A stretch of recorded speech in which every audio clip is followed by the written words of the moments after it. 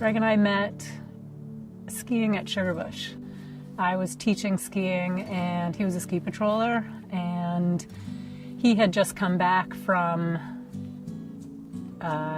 time out west to finish UVM, and when we met, he was the ski patroller assigned to the top of the beginner chair, pulling all my little kids out of the way as they fell off the chairlift.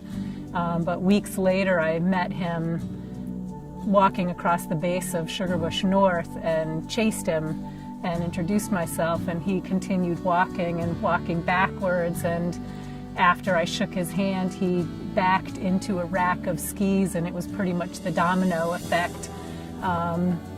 4 racks of skis fell over, and he said, no, that's not the way it happened. Yet, right before he died, he said, yeah, that's the way it happened.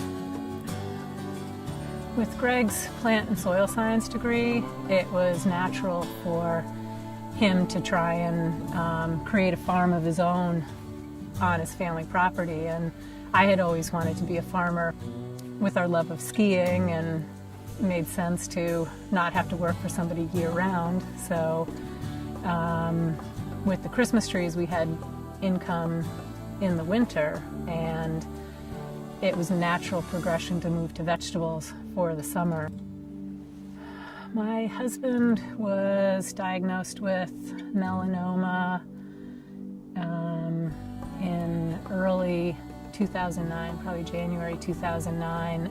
Towards the end of the summer, weird things were happening, memory issues, things like that, and we realized that tumors had gone to his brain. I think we signed on to hospice probably mid-November, and he went into the respite house around the 26th of November. And he was a resident there for about 2.5 weeks. Joining the hospice team opened up all sorts of support for everyone in the family, not just my husband who was dying. For me in particular, it meant that I could go from being caregiver to just being a loving spouse again, and just loving my husband instead of dealing with day-to-day medical care.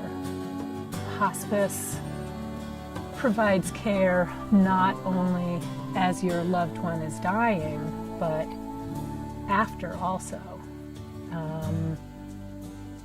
The grief support group is amazing, and being a family with, at the time, young kids, the Camp Knock Knock, the grief camp for families, was incredibly important for my kids.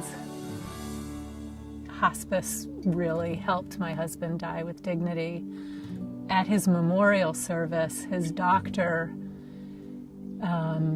said that Greg had amazing grace through this whole process. He said usually folks sing Amazing Grace, but we didn't need to, because Greg just embodied amazing grace.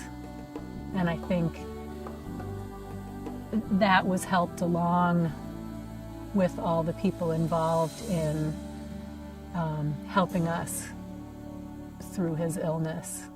Hi, my name's Mary. I'm one of the VNA Hospice nurses. It's important to know that you have options, and now might be the time to start the conversation with your family. If you think that you may need hospice services now, give the VNA Hospice team a call.